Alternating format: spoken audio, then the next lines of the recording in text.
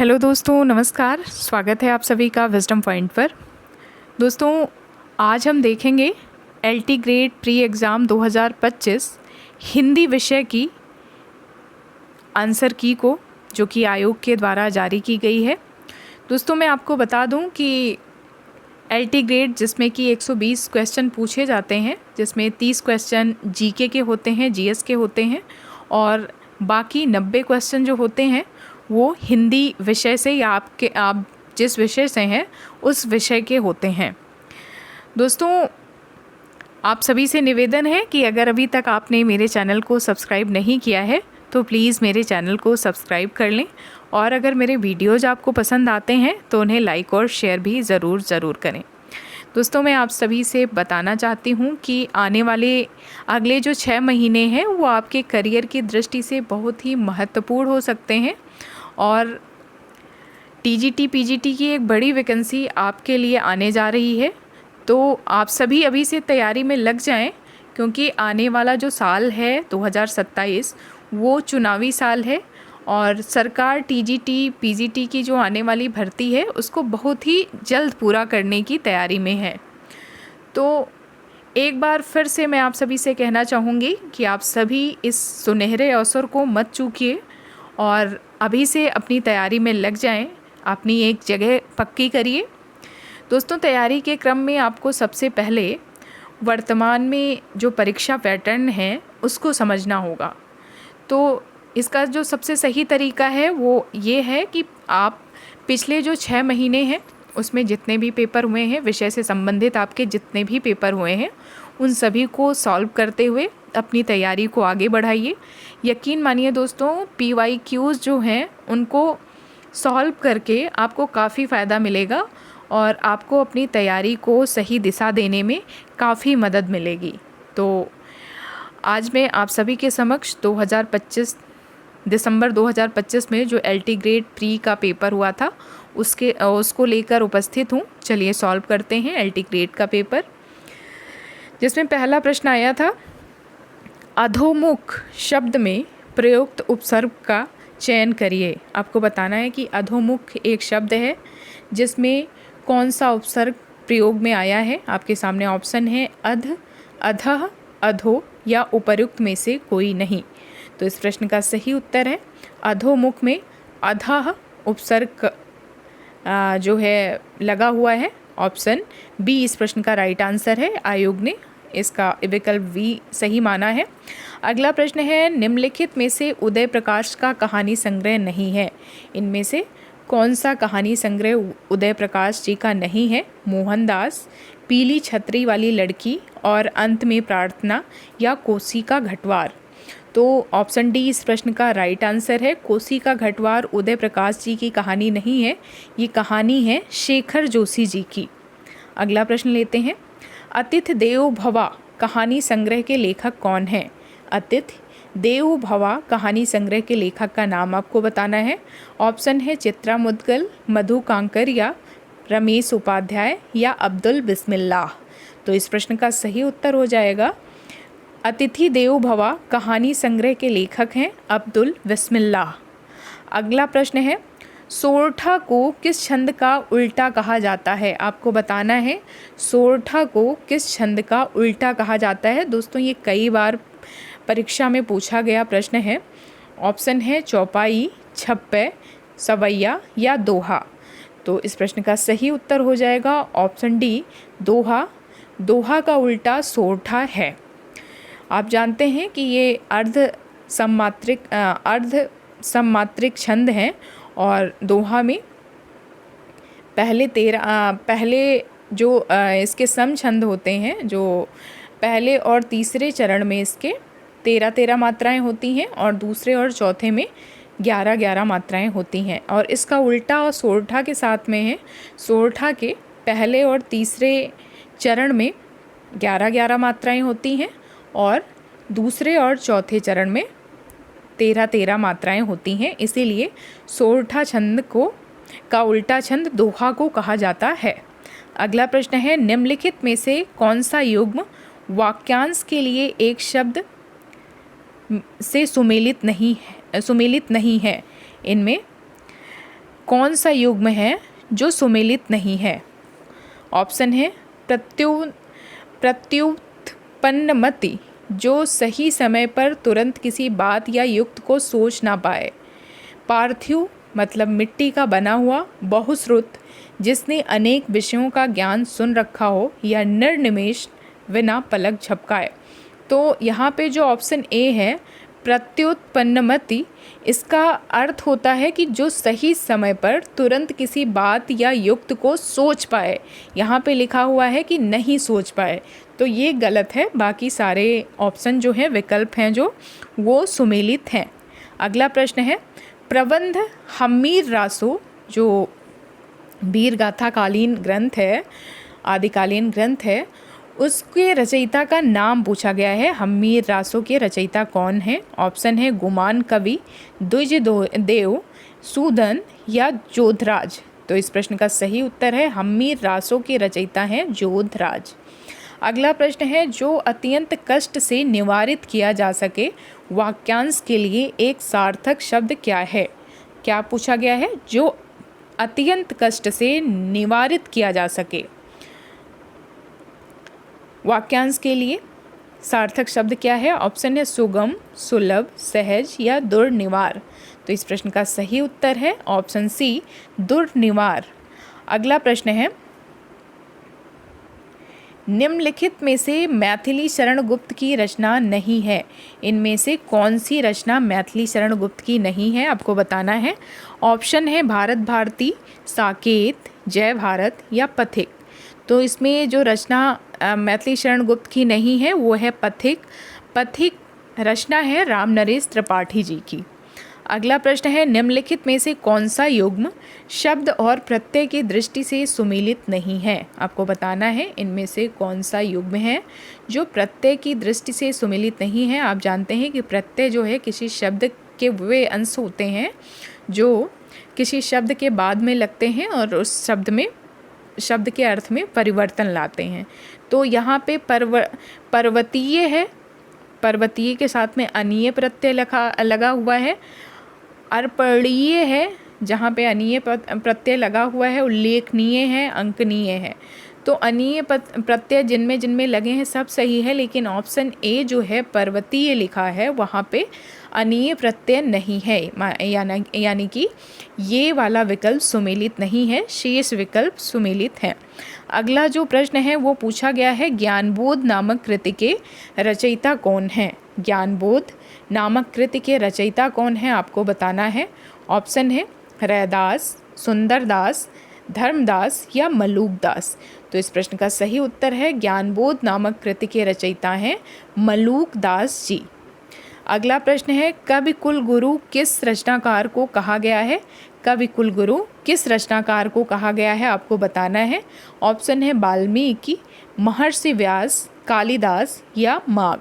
तो कवि कुलगुरु कहा गया है कालिदास जी को। आयोग ने इसका विकल्प माना है ऑप्शन बी, कालिदास।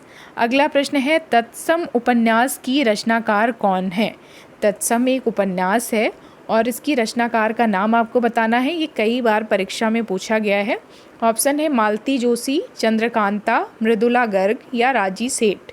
तो इस प्रश्न का सही उत्तर आयोग ने माना है राजी सेठ को। ऑप्शन डी इस प्रश्न का राइट आंसर है। अगला प्रश्न है, सुमेलित एक को सुमेलित बी से मिलान करना है। एक तरफ रचनाकार हैं, एक तरफ उनकी रचनाएं हैं। तो यहाँ पे जो सुमेलित करना है वो देखिए, केदारनाथ सिंह जी की रचना है जमीन पक रही है। ऑप्शन सी पहले का तीसरा। केशवदास जी की रचना है रामचंद्रिका। गजानन माधव मुक्तिबोध की रचना है भूरी भूरी खाक धूल। और गिरजा कुमार माथुर की रचना है धूप के धान। तो जहाँ पे ऑप्शन ए का तीसरा हो वो इस प्रश्न का सही उत्तर है और ऑप्शन डी इस प्रश्न का राइट आंसर हो गया है। अगला प्रश्न है कि वर्तनी की दृष्टि से शुद्ध शब्द बताइए। यहाँ पे 4 शब्द लिखे हुए हैं और आपको शुद्ध शब्द का चयन करना है। तो देखिए, पहले लिखा हुआ है आध्यात्मिक, फिर लिखा है शारीरिक, लिखा हुआ है शारीरिक होना चाहिए। निश्चल ऐसे नहीं लिखा जाता है, निश्चल में आधा शा होता है। वो होता है तालव्य सा, और तनिष्क ऐसे नहीं लिखा जाएगा, उसमें मूर्धन्य आधा मूर्धन्य सा होता है। तो इसमें जो शुद्ध वर्तनी है वो है आध्यात्मिक की। ऑप्शन ए इस प्रश्न का सही उत्तर हो जाएगा। अगला जो प्रश्न है वो उसमें पूछा गया है कि एक अज्ञात भारतीय की आत्मकथा का पहला प्रकाशन कब हुआ था। एक अज्ञात भारतीय की आत्मकथा का पहला प्रकाशन 1951 ईस्वी में हुआ था। आयोग ने इसका उत्तर माना है सन 1951 ईस्वी। अगला प्रश्न है, मुदित महीपत मंदिर आए काव्य पंक्ति में कौन सा अलंकार है। देखिए यहाँ पे माँ की आवृत्ति 3 बार हुई है, एक से अधिक बार हुई है, इसलिए यहाँ पे अनुप्रास अलंकार है। ऑप्शन यहाँ पे 4 दिए हुए हैं, श्लेष, प्रतीप, अनुप्रास या वक्रोक्ति। तो इन पंक्तियों में अनुप्रास अलंकार है। अगला जो प्रश्न है वो है, शेरशाह का न्याय, इसके कहानीकार कौन है। शेरशाह का न्याय के कहानीकार पूछा गया है।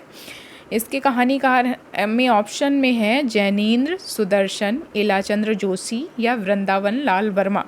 तो शेरशाह का न्याय कहानीकार के जो रचनाकार हैं वो हैं वृंदावन लाल वर्मा। अगला प्रश्न है, जहां सूची 1 को सूची 2 से मिलान करना है। सूची 1 है जहां पे बोलियां दी गई हैं, सूची 2 में उनकी उपभाषाएं दी गई हैं। तो कौरवी बोली किससे निकली है, पश्चिमी हिंदी से। मालवी किससे निकली है, राजस्थानी हिंदी से। बघेली किससे निकली है, बघेली, अवधी बघेली और छत्तीसगढ़ी, ये 3 बोलियां हैं जो कि पूर्वी हिंदी से निकली हुई बोलियां हैं। भोजपुरी बिहारी हिंदी से निकली हुई बोलियां हैं। तो यहाँ पे कौरवी जहाँ पे पहले का तीसरा हो वो इस प्रश्न का राइट आंसर हो जाएगा। जी हाँ, ऑप्शन सी इस प्रश्न का राइट आंसर है। अगला प्रश्न है, कादम्बरी का काव्य रूप क्या है। कादम्बरी किस प्रकार की रचना है। ऑप्शन है महाकाव्य, रूपक, गद्य कथा या चंपू। तो कादम्बरी का जो काव्य रूप है वो है गद्य कथा। अगला प्रश्न है, निम्नलिखित में से कौन सा युग्म शब्द और उसके लिंग की दृष्टि से सुमेलित नहीं है। निम्नलिखित में से कौन सा युग्म शब्द और उसके लिंग की दृष्टि से सुमेलित नहीं है। अगला प्रश्न है, निम्नलिखित में से कौन सा युग्म शब्द और उसके लिंग की दृष्टि से सुमेलित नहीं है। आपको बताना है इसमें से कौन सा शब्द युग्म है जो सुमेलित नहीं है। वायु स्त्रीलिंग, रेणु स्त्रीलिंग, ऋतु स्त्रीलिंग और निबंध स्त्रीलिंग। तो यहाँ पे निबंध स्त्रीलिंग नहीं है, निबंध पुल्लिंग है। शेष जो है, जो विकल्प हैं वो सुमेलित हैं। अगला प्रश्न है, प्रेम मार्ग का ऐसा प्रवीण और धीर पथिक तथा जवादानी का ऐसा दावा रखने वाला ब्रज भाषा का दूसरा कवि नहीं हुआ। घनानंद के विषय में ये कथन किसका है। सबसे पहले तो जान लीजिए कि ये कथन जो है वो घनानंद के विषय में कहा गया है। और ऑप्शन है आचार्य हजारी प्रसाद द्विवेदी, डॉक्टर रामकुमार वर्मा, आचार्य रामचंद्र शुक्ल और डॉक्टर रामस्वरूप चतुर्वेदी। तो ये कथन आचार्य रामचंद्र शुक्ल जी ने घनानंद की प्रशंसा करते हुए कहा था। ऑप्शन सी इस प्रश्न का राइट आंसर हो जाएगा। अगला प्रश्न है, कुंवर नारायण का काव्य संग्रह इनमें से कौन सा है। कुंवर नारायण का काव्य संग्रह इनमें से कौन सा है। ऑप्शन है उत्सवा, हाशिए का गवाह, धूप के धान या मछली घर। तो इस प्रश्न का सही उत्तर है हाशिए का गवाह। ये कुंवर नारायण जी का काव्य संग्रह है। उत्सवा नरेश मेहता जी का है। धूप के धान गिरजा कुमार माथुर जी का है। मछली घर श्रीकांत वर्मा जी का है। और हाशिए का गवाह ये कुंवर नारायण जी का काव्य संग्रह है। अगला प्रश्न है, निम्नांकित उद्धरण में छंद का निर्देश कीजिए। इनमें कौन सा छंद है आपको बताना है। जो मेरा मित्र दुख जानता है, जो कष्ट में आ दुख बांटता है, साथी उसी को दिल मानता है, लाखों जनों में पहचानता है। ऑप्शन है इंद्र वज्रा, द्रुत विलंबित, वंशस्थ या उपेंद्र वज्रा। तो इसमें जो छंद है वो है इंद्र वज्रा, ऑप्शन ए। अगला प्रश्न है, संतन को कहाँ सीकरी सो काम, आवत जात पनहिया छूटी बिसर गयो हरिनाम, उक्त पंक्तियाँ किसकी हैं? ये किसकी पंक्तियाँ हैं आपसे पूछा गया है। ऑप्शन है नंददास, परमानंद दास, कुंभन दास या सूरदास। तो ये पंक्तियाँ हैं कुंभन दास जी की। एक बार इसके एक प्रसंग है जिससे एक कहानी जुड़ी हुई है इन पंक्तियों से। एक बार जो है अकबर जी ने, मुगलकालीन जो शासक थे अकबर, उन्होंने कुंभन दास जी को बुलावा भेजा था और कुंभन दास जी को सीकरी बुलाया था, फतेहपुर सीकरी। तो वही कुंभन दास जी कहते हैं कि संतन को कहाँ सीकरी सो काम, आवत जात पनहिया टूटी विसर गयो हरिनाम। ये कुंभन दास जी की पंक्ति है। अगला प्रश्न है निम्नलिखित में से सुमेलित युग्म नहीं है। ये रस दिए गए हैं, उसमें से कौन सा सुमेलित नहीं है आपको बताना है। अद्भुत रस का जो अस्थाई भाव होता है वो क्या होता है? उत्साह लिखा है यहाँ पे, बीभत्स का जुगुप्सा लिखा है, रौद्र रस का क्रोध लिखा हुआ है और करुण रस का शोक लिखा हुआ है। तो यहाँ पे अद्भुत रस का जो अस्थाई भाव होता है वो होता है विस्मय, जब और उत्साह जो है वीर रस का अस्थाई भाव होता है। तो यहाँ पे ऑप्शन ए सुमेलित नहीं है, शेष सारे विकल्प सुमेलित हैं। अगला प्रश्न है काव्य आत्मा की संकल्पनात्मक अनुभूति है जिसका संबंध विश्लेषण, विकल्प या ज्ञान या विज्ञान से नहीं है। यह कथन किसका है? ऑप्शन है डॉक्टर श्याम सुंदर दास, आचार्य महावीर प्रसाद द्विवेदी, आचार्य रामचंद्र शुक्ल या जयशंकर प्रसाद। तो ये जो कथन है वो जयशंकर प्रसाद जी का है। उन्होंने कहा कि काव्य आत्मा की संकल्पनात्मक अनुभूति है जिसका संबंध विश्लेषण, विकल्प या ज्ञान से नहीं है। अगला प्रश्न है 10 कुमार चरित के रचयिता कौन है? 10 कुमार चरित एक संस्कृत की रचना है। इसके रचयिता का नाम आपसे पूछा गया है। ऑप्शन है दंडी, वामन, भामा या मम्मट। तो इसके रचयिता का नाम है आचार्य दंडी। अगला प्रश्न है किसने कबीर को वाड़ी का डिक्टेटर कहा है? किसने कबीर जी को वाड़ी का डिक्टेटर कहा है? ऑप्शन है आचार्य श्याम सुंदर दास, आचार्य हजारी प्रसाद द्विवेदी, डॉक्टर पीतम्बर दत्त वर्थवाल या आचार्य रामचंद्र शुक्ल ने। तो कबीर नामक आलोचना है आचार्य हजारी प्रसाद द्विवेदी की। इन्होंने कबीर को स्थापित किया है। कबीर पे बहुत इनका कार्य बहुत ज़्यादा है, इन्होंने बहुत ज़्यादा काम किया है और कबीर को स्थापित करने का श्रेय भी जाता है हिंदी साहित्य में आचार्य हजारी प्रसाद द्विवेदी जी को। और कबीर की प्रशंसा करते हुए इन्होंने उन्हें वाड़ी का डिक्टेटर कहा है। ऑप्शन बी इस प्रश्न का सही उत्तर हो जाएगा। अगला प्रश्न है गवाक्षः शब्द का संध विच्छेद क्या है? गवाक्षः शब्द का संध विच्छेद आपको बताना है। तो यहाँ पे आप देख रहे होंगे कि आयोग ने इस प्रश्न का उत्तर ऑप्शन डी माना है, गो प्लस अक्षः गवाक्षः। अगला प्रश्न है नीचे 2 कथन दिए गए हैं जिनमें से एक अभिकथन को दूसरे कारण द्वारा अंकित किया गया है। कर्म का चिन्ह को है, कर्म का चिन्ह को है और कर्म कारक के प्रयोग की 2 स्थितियां अप्रत्यय और सप्रत्यय होती हैं। निम्नलिखित नीचे दिए गए कूट का उपयोग करके सही कथन का चयन करना है आपको। तो यहाँ पे जो कथन और कारक हैं वो दोनों सही हैं, ए और आर दोनों सही हैं, ऐसा लिखा गया है।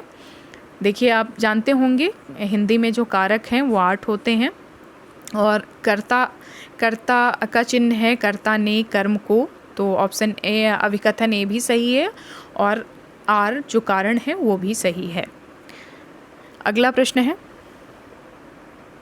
अगला जो प्रश्न है वो है कि रामचरितमानस बिमल संतन जीवन प्राण हिंदुआन को वेद सम यौन करत कुरान, यौन प्रकट कुरान। रामचरितमानस बिमल संतन जीवन प्राण हिंदुआन को वेद सम यौन प्रकट कुरान। रामचरितमानस की प्रशंसा करते हुए यह दोहा किसने लिखा है आपको बताना है। ऑप्शन है रहीम, भिखारी दास, नाभादास या नागरी दास। तो इस प्रश्न का सही उत्तर है ये कथन है रहीम दास जी का।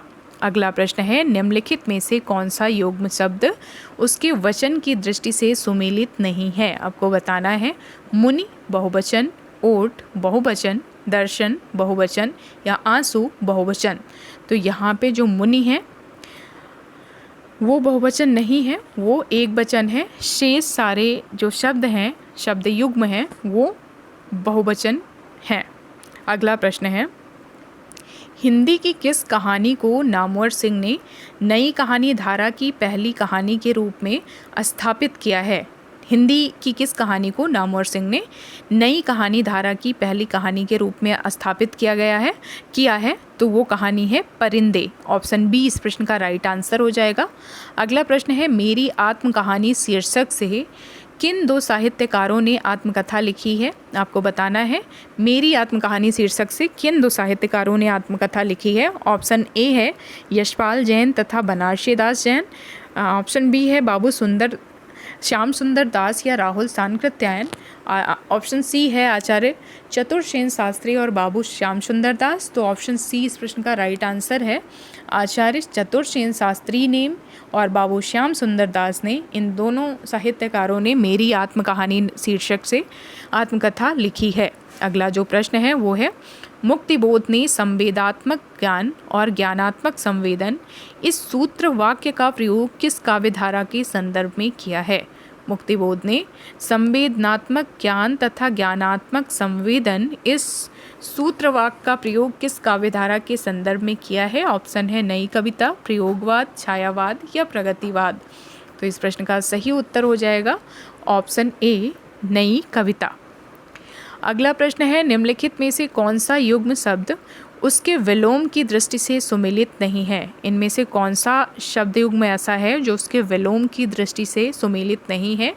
ऑप्शन ए है स्तुति, निंदा, सृष्टि, प्रलय, सृजन, नाश या सुसाध्य, दुर्लभ।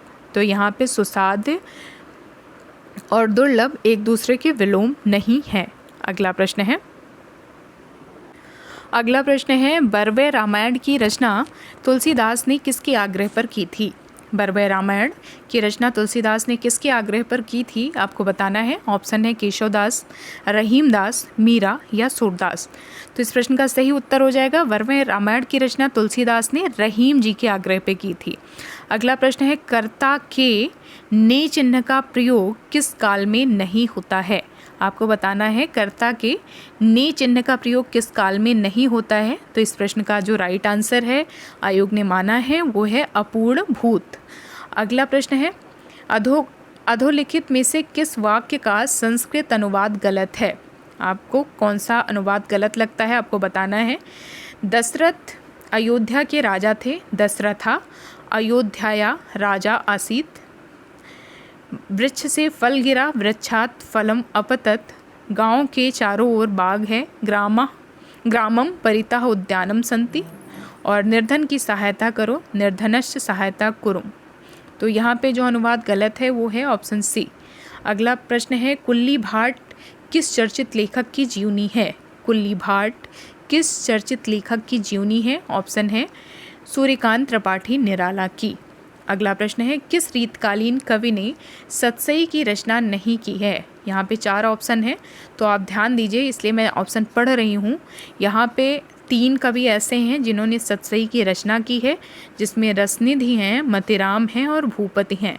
जो रसलीन हैं उन्होंने सतसई की रचना नहीं की है। ऑप्शन सी इस प्रश्न का राइट आंसर है। अगला प्रश्न है, नाभादास के भक्तमाल में प्रस्तुत छप्पय चंद्रहास अग्रज सुहृद परम प्रेम पथ में पगे किसके संदर्भ में है?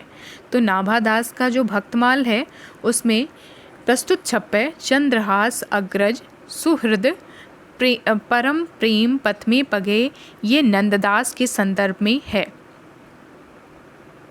अगला प्रश्न है, हिंदी निबंध का आरंभ किस शती में हुआ है?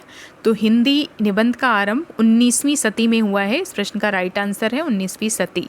अगला प्रश्न है, निम्नलिखित रचनाओं को उनके रचनाकार के साथ में सुमेलित करिए। हर्षचरितम, हर्षचरित किसकी रचना है? ऋतुसंहार किसकी रचना है? देखिए यहाँ पे हम लेते हैं जो सबसे आसान है। ऋतुसंहार कालिदास की रचना है। शिशुपाल वधम माघ की रचना है। नैषधीय चरितम श्रीहर्ष की रचना है और हर्षचरितम बाणभट्ट की रचना है। तो यहाँ पे हर्षचरितम ऑप्शन ए का तीसरा जो सही है ऑप्शन सी इस प्रश्न का राइट आंसर हो जाएगा। अगला जो प्रश्न है, कार्तिकेय के जन्म से संबंधित रचना का क्या नाम है? जो रचना कार्तिकेय के जन्म से संबंधित है उस रचना का क्या नाम है? और ये रचना है कालिदास जी की। यहाँ पे 4 रचनाएं दी गई हैं। तो कुमार संभवम ये कार्तिकेय के जन्म से संबंधित रचना है। ऑप्शन बी इस प्रश्न का राइट आंसर है। अगला प्रश्न है, मरुभूमि का वह मेघ में किसकी जीवन गाथा वर्णित है? मरुभूमि का वह मेघ में किसकी जीवन गाथा वर्णित है, आपको बताना है। ऑप्शन है काजी नजरुल इस्लाम, महात्मा गांधी, घनश्याम दास बिरला या कविराज गोपीनाथ। तो इस प्रश्न का सही उत्तर है ऑप्शन बी घनश्याम दास बिरला। अगला प्रश्न है, अधोलिखित में मुद्रा राक्षस द्वारा लिखित नाटक नहीं है। इनमें से कौन सा नाटक ऐसा है जो मुद्रा राक्षस जी द्वारा लिखित नहीं है? मुद्रा राक्षस के जो नाटक हैं वो हैं योर्स फेथफुली, प्रथम प्रस्तुति, तिलचट्टा, यम गाथा इनका नाटक नहीं है। अगला प्रश्न है, क्या भूलूं क्या याद करूं के लेखक कौन है? तो ये बहुत ही आसान सा प्रश्न है। इसके लेखक हैं हरिवंश राय बच्चन जी। अगला प्रश्न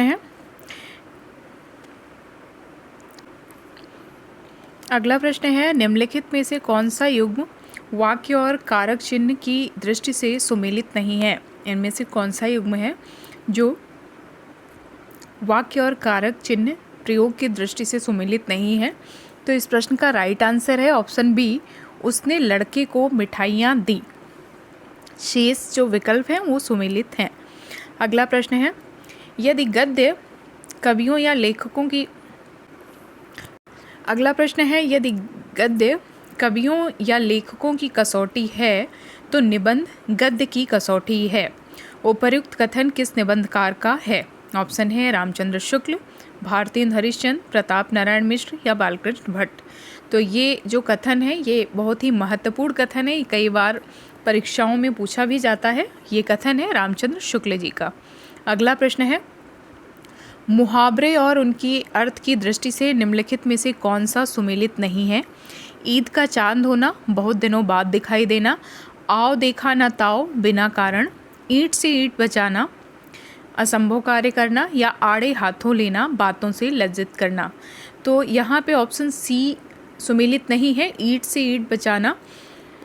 मुहावरे का अर्थ असंभव कार्य करना नहीं होता है। अगला प्रश्न है, जहाँ सूची 1 को सूची 2 से मिलान करना है। एक तरफ रचनाकार हैं और दूसरी तरफ उनकी रचनाओं के नाम। तो इसमें भारतेंदु हरिश्चंद्र की जो रचना है वो है ऑप्शन बी श्री चंद्रावली। प्रताप नारायण मिश्र की रचना है गौसंकट। बालकृष्ण भट्ट की रचना है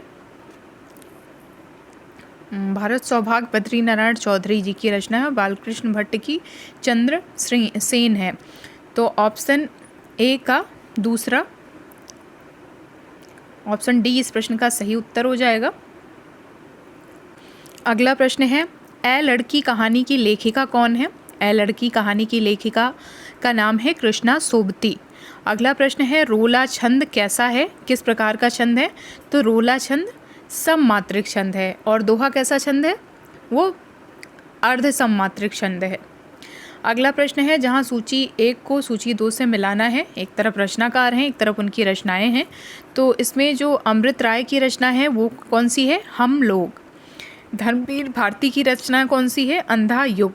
नरेश मेहता की रचना है खंडित यात्राएं। और गोविंद चातक की रचना है काला मुंह। तो इस का सही विकल्प हो जाएगा ए का चौथा। ऑप्शन डी इस प्रश्न का राइट आंसर हो जाएगा। अगला प्रश्न है, सोया हुआ जल शीर्षक उपन्यास के लेखक कौन है? तो इसका सही उत्तर है सर्वेश्वर दयाल सक्सेना। इनका उपन्यास है सोया हुआ जल। चंद्रकांता का प्रथम प्रकाशन वर्ष क्या है? चंद्रकांता जो कि देवकी नंदन खत्री का उपन्यास है और इसका प्रकाशन वर्ष यहाँ पूछा गया है। इसका प्रकाशन वर्ष है 1888 ईस्वी। अगला प्रश्न है, निम्नलिखित में तत्सम शब्द कौन सा है?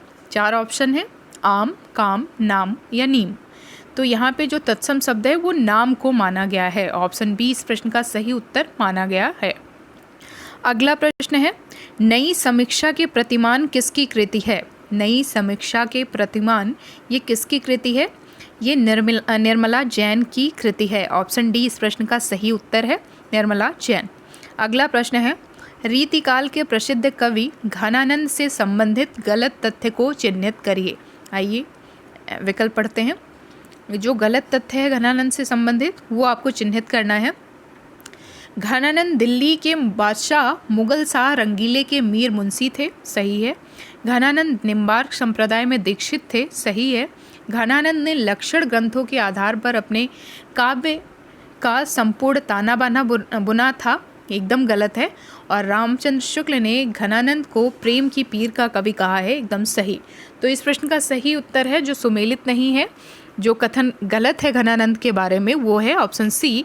घनानंद ने लक्षण ग्रंथों के आधार पर अपने काव्य का ताना बाना नहीं बुना था, ये मुक्त काव्य के कवि थे। इन्होंने रीत मुक्त काव्यधारा के कवि थे ये, इन्होंने रीत मुक्त रचनाएं की थी।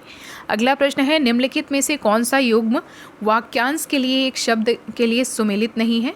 ऑप्शन ए है लाभ की इच्छा लिप्सा, खाने की इच्छा बुभुक्षा, जीतने की इच्छा जिज्ञासा। जिज्ञासा जीतने की इच्छा नहीं होती है, जिज्ञासा होती है जानने की इच्छा को कहा जाता है। और जो मोक्ष चाहता हो वो मुमुक्षु कहलाता है, बिल्कुल सही।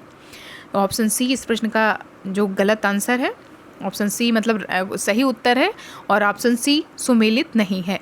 अगला प्रश्न है, निम्नलिखित में से आकाश का पर्यायवाची शब्द इनमें से कौन सा नहीं है। ऑप्शन है द्यौ, व्योम, अभ्र या अम्बक। तो आप जानते होंगे कि आकाश का जो पर्यायवाची होता है वो अंबर होता है, ना कि अम्बक। ऑप्शन सी इस प्रश्न का सही उत्तर हो जाएगा। राजपुरुषः का समास विग्रह संस्कृत में क्या है। राजपुरुष शब्द का जो समास विग्रह है वो संस्कृत में क्या है, राज्ञा पुरुषा। ऑप्शन बी इस प्रश्न का सही उत्तर है। आगे पूछा गया है, रौद्र रस का स्थायी भाव क्या है। रौद्र रस का स्थायी भाव पूछा गया है, और रौद्र रस का स्थायी भाव है ऑप्शन ए क्रोध। अगला प्रश्न है, जहां उत्तर प्रदेश सरकार ने आचार्य नरेंद्र देव की अध्यक्षता में देवनागरी लिपि सुधार का गठन कब किया था। पूछा गया है कि उत्तर प्रदेश सरकार ने आचार्य नरेंद्र देव की अध्यक्षता में देवनागरी लिपि सुधार समिति का गठन कब किया था। इसका सही उत्तर है 1947 ईस्वी। अगला प्रश्न है, नंददास द्वारा लिखित रास पंचाध्यायी किस छंद में लिखी गई है। बहुत ही इंपॉर्टेंट प्रश्न है, ये कई बार पूछा गया है कि नंददास ने जो रास पंचाध्यायी लिखी है वो किस छंद में लिखी है। तो इस प्रश्न का सही उत्तर है ऑप्शन बी रोला। अगला प्रश्न है, दोहा और रोला छंद मिलाने से कौन सा छंद बनता है। दोहा और रोला छंद मिलने से कुंडलिया नामक छंद बनता है। अगला प्रश्न है, प्रत्यय की दृष्टि से निम्नलिखित कथनों पर विचार करिए। पठनीय शब्द में ईय प्रत्यय है और कथनीय शब्द में ई प्रत्यय है। तो इस प्रश्न का सही उत्तर है कि पठनीय शब्द में ना तो ईय प्रत्यय है और ना ही कथनीय शब्द में ही ईय प्रत्यय है। तो इस प्रश्न का सही विकल्प है ना तो ए और ना ही दो। अगला प्रश्न है, सन 1935 में गठित नागरी सुधार लिपि के संयोजक कौन थे। सन 1935 में गठित नागरी लिपि सुधार समिति के संयोजक कौन थे। ऑप्शन है काका कालेलकर, डॉक्टर श्याम सुंदर दास, आचार्य नरेंद्र देव या श्रीनिवास। तो इस प्रश्न का सही उत्तर है सन 1935 में गठित नागरी सुधार लिपि के संयोजक काका कालेलकर थे। अगला प्रश्न है, रस निष्पत्ति के सिद्धांत में मुक्तिवाद का प्रकरण किस आचार्य ने दिया था। ऑप्शन है आचार्य शंकुक। तो आचार्य शंकुक ने इनका न्यायवाद था। अभिनवगुप्त का और विश्वनाथ ये इससे संबंधित नहीं है।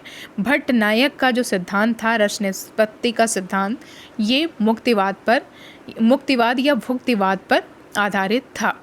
अगला प्रश्न है, निम्नलिखित में से किसका संबंध पुल्लिंग से नहीं है। निम्नलिखित में से किसका संबंध पुल्लिंग से नहीं है। तो दाल पुल्लिंग नहीं है, शेष सारे जो शब्द दिए हैं वो पुल्लिंग हैं। अगला प्रश्न है, जहां देवनागरी लिपि की विशेषता पूछी गई है, मतलब देवनागरी लिपि की विशेषता कौन सी नहीं है। ऑप्शन ए है देवनागरी लिपि में कुछ ध्वनियों का उच्चारण नहीं होता है। देवनागरी लिपि में एक ध्वनि के लिए एक लिपि चिन्ह है तथा विलोमता एक लिपि चिन्ह के लिए एक ध्वनि है। वर्णमाला की वैज्ञानिक व्यवस्था है। देवनागरी लिपि में संयुक्त व्यंजनों की एक व्यवस्थित पद्धति है। तो यहाँ पे जो ऑप्शन ए है कि देवनागरी लिपि में कुछ ध्वनियों का उच्चारण नहीं होता, ये ऐसा होता है अंग्रेजी में कि कुछ शब्द जो है वो साइलेंट होते हैं, लेकिन हिंदी में जितने भी चिन्ह हैं जितने उनकी एक ध्वनि निश्चित है। ऑप्शन ए इस प्रश्न की विशेषता नहीं है। अगला प्रश्न है संत सुंदरदास के गुरु का क्या नाम था। संत सुंदरदास जी के गुरु का नाम दादू दयाल था। अगला प्रश्न है किराता अर्जुनियम के संदर्भ में कौन सा कथन असत्य है। आपको बताना है किराता अर्जुनियम के संदर्भ में कौन सा कथन असत्य है। संस्कृत के बृहत्त्रयी महाकाव्यों में इसे स्थान प्राप्त है, एकदम सही है। इसका प्रारंभ श्री शब्द से तथा प्रत्येक सर्ग के अंतिम श्लोक में लक्ष्मी का प्रयोग मिलता है, एकदम सही। इसमें अर्जुन का युद्ध किरात वेशधारी कुमार कार्तिकेय से हुआ था, नहीं, यह एक प्रसिद्ध महाकाव्य है, बिल्कुल सही। तो ऑप्शन सी इस संबंध में किराता अर्जुनियम के संदर्भ में गलत है, शेष सारे कथन सही हैं।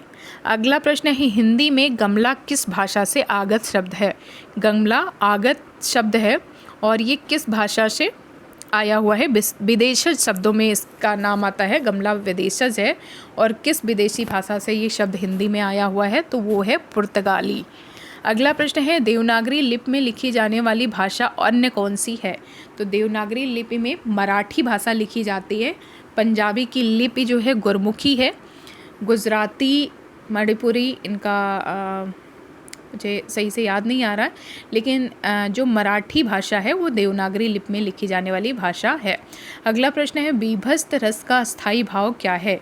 बीभत्स रस का अस्थायी भाव आपसे पूछा गया है और इसका सही अर्थ है जुगुप्सा। जुगुप्सा बीभत्स रस का अस्थायी भाव है। अगला प्रश्न है सुनीत कुमार चटर्जी ने खड़ी बोली के लिए किस शब्द का प्रयोग किया है। आपको बताना है कि सुनीत कुमार चटर्जी ने खड़ी बोली के लिए किस शब्द का प्रयोग किया है। तो इन्होंने उसे जनपदीय हिंदुस्तानी कहा है। अगला प्रश्न है निम्नलिखित में से पूर्वी हिंदी के कवि कौन से नहीं हैं। कौन से पूर्वी हिंदी के कवि नहीं हैं। भूषण नहीं है। शेष सारे कवि जो है वो पूर्वी हिंदी के अंतर्गत आते हैं। अगला प्रश्न है क्योंकि ये अवधी भाषा के कवि हैं, भूषण जो है ब्रज भाषा के कवि हैं, इसलिए पूर्वी हिंदी के कवि नहीं हैं, ये पश्चिमी हिंदी के कवि हैं। तुलसीदास की भाषा अवधी है, मंझन की भी अवधी है और मानदास की भी अवधी है, इसलिए इन तीनों कवियों को हम पूर्वी हिंदी के अंतर्गत रखते हैं। अगला प्रश्न है विजय प्रशस्ति के रचनाकार कौन है। विजय प्रशस्ति के रचनाकार का क्या नाम है। तो विजय प्रशस्ति लिखा है श्री हर्ष ने। अगला प्रश्न है मनुष्य से बड़ा है केवल उसका अपना विश्वास और स्वयं उसका ही रचा हुआ विधान। यह पंक्ति किस रचना से ली गई है। ध्यान दीजिए, मैं एक बार फिर से पढ़ती हूँ पंक्ति को। मनुष्य से बड़ा है केवल उसका अपना विश्वास और स्वयं उसका ही रचा हुआ विधान। यह पंक्ति किस रचना से ली गई है। तो इसका सही उत्तर है ऑप्शन डी दिव्या। अगला प्रश्न है काव्य से जब कोई शब्द व्याकरण के नियमों के विरुद्ध प्रयुक्त होकर भाषा के संस्कार व लालित्य के ह्रास का कारण बनता है, तब काव्य में किस दोष की उपस्थिति मानी जाती है। तो इस प्रश्न का सही उत्तर है च्युत संस्कृति दोष। अगला प्रश्न है आचार्य महावीर प्रसाद द्विवेदी ने सरस्वती के संपादन का दायित्व किस वर्ष लिया था। ये कई बार इस बार जितनी भी 4-5 परीक्षाएं हुई हैं उनमें ये प्रश्न खूब आया है कि आचार्य महावीर प्रसाद द्विवेदी ने सरस्वती के संपादन का दायित्व किस वर्ष लिया था। तो इस प्रश्न का सही उत्तर है 1903 ईस्वी। 1903 ईस्वी से 1920 ईस्वी तक महावीर प्रसाद द्विवेदी जी ने सरस्वती पत्रिका का संपादन किया। अगला प्रश्न है आवारा मसीहा किस साहित्यकार की औपन्यासिक जीवनी है। तो आवारा मसीहा लिखा है विष्णु प्रभाकर जी ने और ये शरद चंद्र जी की जीवनी है, जो कि एक बांग्ला साहित्यकार है, उपन्यासकार हैं शरद चंद्र चट्टोपाध्याय, उनकी जीवनी है।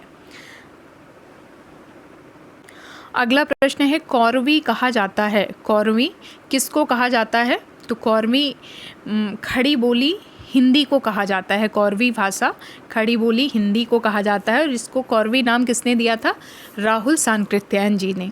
अगला प्रश्न है देवनागरी लिपि का सर्वप्रथम प्रयोग किस प्रांत में हुआ था?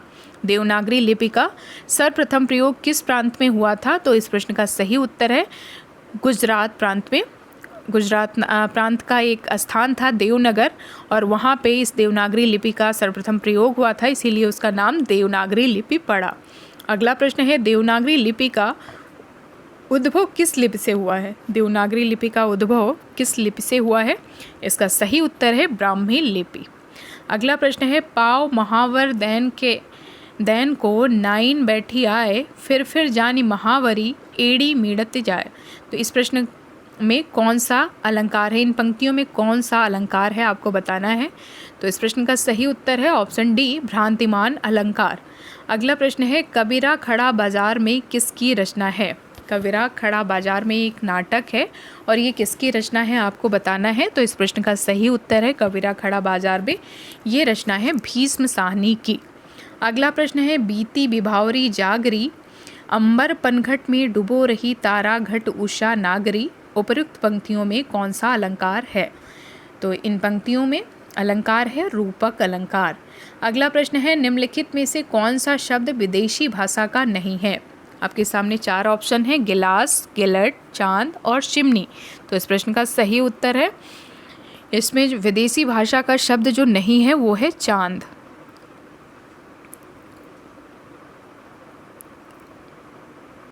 अगला प्रश्न है ताड़ सप्तक में संग्रहित कवियों के विषय में कौन सा कथन सही नहीं है? ताड़ सप्तक में संग्रहित कवियों के विषय में कौन सा कथन सही नहीं है? तो इसमें वैचारिक साम्यता थी? नहीं, बिल्कुल नहीं। इसमें मतभेद था ताड़ सप्तक के कवियों में। यहाँ पे अज्ञेय जी ने कहा था कि इसमें 7 कवि हैं, 7 प्रकार के कवि हैं, 7 तरह से उनके विचार हैं। तो विचारों में साम्यता नहीं थी, सभी का अपना अपना मत था, सभी की अपनी अपनी विचारधारा थी और वो सभी लोग अपनी अपनी विचारधारा के अनुसार कविताएं करते थे। ऑप्शन सी इस प्रश्न का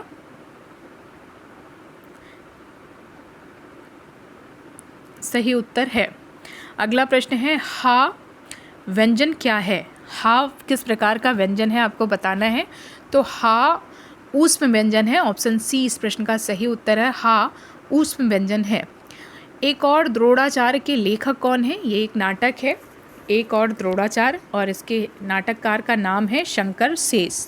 अगला प्रश्न है हिंदी साहित्य की भूमिका के लेखक कौन है? हिंदी साहित्य की भूमिका के लेखक कौन है? ये एक हिंदी साहित्य के इतिहास से संबंधित पुस्तक है और इसके लेखक हैं हजारी प्रसाद द्विवेदी जी। अगला प्रश्न है जहां रचनाकार और उनकी रचनाएं दी गई हैं, एक तरफ रचनाकार हैं दूसरी तरफ उनकी रचनाएं हैं। तो जिसमें घनानंद की रचना सुजान सागर है, चंद्रवरदाई की पृथ्वीराज रासो है, त्रिलोचन की अर्घान है और प्रेम पथिक है जयशंकर प्रसाद की। तो यहाँ पहले का दूसरा जहाँ सही है वो विकल्प सही है। ऑप्शन डी इस प्रश्न का सही उत्तर है। अगला प्रश्न है खड़ी बोली में रचित प्रथम महाकाव्य कौन सा है? खड़ी बोली में रचित पूछा गया है कि खड़ी बोली में रचित प्रथम महाकाव्य कौन सा है? तो इस प्रश्न का सही उत्तर है प्रिय प्रवास, जिसको लिखा था अयोध्या सिंह उपाध्याय हरिओद ने। अगला प्रश्न है जहाँ 2 अभिकथन है, एक अभिकथन है और एक कारण है। अभिकथन है कि स्थापना काव्य के दोषों की संस्कृत में व्यापक चर्चा की गई है, भामह ने सदोष रचना को साक्षात मृत्यु माना है। और कारण दिया है कि तर्क दोष मुख्यतः शब्द दोष, अर्थ दोष और रस दोष तीनों प्रकार के होते हैं। तो इसमें दोनों कथन सही हैं, ए और आर दोनों कथन को सही माना गया है। अगला प्रश्न है डायरी के नीरस पृष्ठ ये किसकी रचना है? डायरी के नीरस पृष्ठ के लेखक कौन है? तो इस प्रश्न का सही उत्तर है इलाचंद्र जोशी। ये भी कई परीक्षाओं में पूछा गया है, इधर जो टीजीटी पीजीटी की परीक्षा हुई उसमें भी ये क्वेश्चन पूछा गया। डायरी के नीरस पृष्ठ इलाचंद्र जोशी। अगला प्रश्न है मगर एक आवाज़ ये किस कवि की कृति है? मगर एक आवाज़ ये किस कवि की कृति है? इस प्रश्न का सही उत्तर है लीलाधर मंडलोई। अगला प्रश्न है स्व ईरम का शुद्ध संधि रूप कौन सा है? स्व ईरम का शुद्ध संधि रूप कौन सा है? ऑप्शन सी इस प्रश्न का सही उत्तर है स्वैरम। अगला प्रश्न है उत्तम रामचरितम में कितने सर्ग हैं? उत्तम रामचरितम में कितने सर्ग हैं? इस प्रश्न का सही उत्तर है उत्तम रामचरितम में 7 सर्ग हैं। जो भी राम से क्योंकि आप ऐसे याद इसको रख सकते हैं, राम से संबंधित जो रामचरितमानस है उसमें भी 7 कांड हैं और यहाँ पे भी 7 सर्ग हैं। अगला प्रश्न है अंगूठी का नगीना के रचनाकार का क्या नाम है? अंगूठी का नगीना एक उपन्यास है और इसके रचनाकार हैं किशोरी लाल गोस्वामी जी। अगला प्रश्न है जहाँ पे एक अभिकथन है और एक उसका कारण है। अभिकथन में दिया हुआ है कि कबीर की रचनाओं में सिद्धांत का प्राधान्य है, काव्य का नहीं। हमें साहित्य का सौंदर्य नहीं मिलता, हमें मिलता है एक संदेश। कारण है कि कबीर की रचनाओं में संदेह नहीं है पर काव्य सौंदर्य बहुत अधिक है। तो आर तो ऐसे ही गलत है क्योंकि कबीर की रचनाओं में एक संदेश है, सौंदर्य नहीं है। आइए देखते हैं। देखिए हाँ, यहाँ पे सही है, ए सही है किंतु आर गलत है। साहित्य को ध्यान में रखते हुए कबीर ने रचना नहीं की है, उनकी रचनाओं में एक संदेश है। अगला प्रश्न है प्रेम वाटिका किसकी रचना है? प्रेम वाटिका के रचनाकार कौन है? प्रेम वाटिका के रचनाकार हैं रसखान। अगला प्रश्न है यति और यति शब्द युग्म के अर्थभेद का सही विकल्प क्या है? यहाँ पे विकल्प है तो यति का मतलब है विराम और यति का अर्थ है सन्यासी। अगला प्रश्न है लघु का विलोम शब्द नहीं है, इनमें से कौन सा लघु का विलोम शब्द नहीं है? देखिए यहाँ पे 4 विकल्प दिए गए हैं। लघु का गुरु होता है, लघु का दीर्घ होता है, लघु का महत् होता है, लेकिन लघु का कुरूप नहीं होता है। ऑप्शन सी इस प्रश्न का सही उत्तर हो जाएगा। अगला प्रश्न है निम्नलिखित में से अस्थाई भाव या रस का सुमेलित युग्म क्या है? तो सुमेलित कौन सा है? तो जुगुप्सा बीभत्स रस का अस्थाई भाव है। शेष गलत दिया हुआ है। शोक का करुण होता है। उत्साह वीर रस का अस्थाई भाव है। विस्मय का अद्भुत का विस्मय होता है। अगला प्रश्न है विलोम शब्द की दृष्टि से निम्नलिखित में से कौन सा युग्म सुमेलित नहीं है? कौन सा सुमेलित नहीं है? निर्मूल समूल, सदय निर्दय, दुर्मुख सुमुख, शुष्क नीरस। शुष्क और नीरस ये तो पर्यायवाची हो गए, ये विलोम नहीं है। ऑप्शन डी इस प्रश्न का सही उत्तर हो जाएगा। अगला प्रश्न है निम्नलिखित विकल्पों में एक का संबंध रेखा चित्र से नहीं है, वो कौन सा है? व्यक्ति के जीवन पर आधारित होने के कारण इसे चरित्र भी माना गया है। कहानी से मिलता जुलता इसका स्वरूप है। व्यक्ति वस्तु या घटना का पूर्ण चित्र नहीं है, किसी व्यक्ति वस्तु घटना या भाव का सजीव अंकन है। इस प्रश्न का सही उत्तर है ऑप्शन ए, व्यक्ति के जीवन पर आधारित होने के कारण इसे जीवन चरित्र भी माना गया है। ये रेखाचित्र से संबंधित कथन नहीं है। अगला प्रश्न है करिए उपाय बास डारिये कटाए, करिए उपाय बास डारिये कटाए नहीं उप जय गो बांस नहीं बाजे फेरी बांसुरी। इस काव्य पंक्ति के रचयिता कौन हैं? तो इस प्रश्न का सही उत्तर है रसखान जी। अगला प्रश्न है निम्नलिखित में से कौन सा युग्म शब्द पर्याय की दृष्टि से सुमेलित नहीं है? पर्यायवाची कौन सा शब्द एक दूसरे का नहीं है? अवन, पृथ्वी, धैर्य, तोष, निगम, समित, नश्वर, नित्य। तो इसमें ऑप्शन सी नश्वर का नित्य गलत है, शेष सारे विकल्प सुमेलित हैं। अगला प्रश्न है चाय किस भाषा का शब्द है? आपको बताना है कि चाय किस भाषा का शब्द है। तो इस प्रश्न का सही उत्तर है ऑप्शन ए चीनी। चीनी शब्द चीनी भाषा का शब्द है चाय।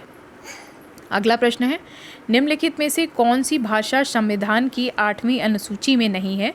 यहाँ पे 4 विकल्प हैं, नेपाली, कश्मीरी, ब्रज और तमिल। तो इस प्रश्न का सही उत्तर है जो ब्रज भाषा है वो संविधान की 8वीं अनुसूची में सम्मिलित नहीं है। अगला प्रश्न है जिसमें पूछा गया है कि इनमें से कौन सा ग्रंथ है जो हजारी प्रसाद द्विवेदी जी का नहीं है? ऑप्शन ए है हिंदी साहित्य का उद्भव और विकास, हिंदी साहित्य की भूमिका, हिंदी साहित्य का आदिकाल या हिंदी साहित्य का अतीत। तो इस प्रश्न का सही उत्तर है ऑप्शन डी हिंदी साहित्य का अतीत। ये विश्वनाथ प्रसाद मिश्र जी की रचना है, हजारी प्रसाद द्विवेदी जी की नहीं। अगला प्रश्न है धोखा किसका निबंध है? तो ये बहुत ही प्रसिद्ध निबंध है प्रताप नारायण मिश्र जी का। ऑप्शन डी इस प्रश्न का सही उत्तर है। अगला प्रश्न है, मानव अथवा प्रकृति के सूक्ष्म किंतु व्यक्त सौंदर्य में आध्यात्मिक छाया का मान मेरे विचार से छायावाद की सर्वमान्य व्याख्या हो सकती है। यह कथन किसका है? तो ये कथन है नंदुलारे बाजपेयी जी का। अगला प्रश्न है, ध्रुव स्वामिनी के नाटककार का नाम बताइए। ध्रुव स्वामिनी के नाटककार का नाम बताना है आपको। ये इसके नाटककार हैं जयशंकर प्रसाद जी। तो ध्रुव स्वामिनी नाटक का प्रकाशन 1933 ईस्वी में हुआ था और इसके नाटककार हैं जयशंकर प्रसाद जी। अगला प्रश्न है, निम्नलिखित में से कौन सा उपन्यास यशपाल का नहीं है? इनमें से कौन सा उपन्यास है जो यशपाल जी का नहीं है? अप्सरा का सांप, अमिता, देशद्रोही या जहाज का पंछी? तो इसमें जो जहाज का पंछी है वो यशपाल जी का नहीं है, ये इलाचंद जोशी जी का उपन्यास है। अगला प्रश्न है, वह ब्राह्मणों को धन देता है वाक्य का संस्कृत में अनुवाद है।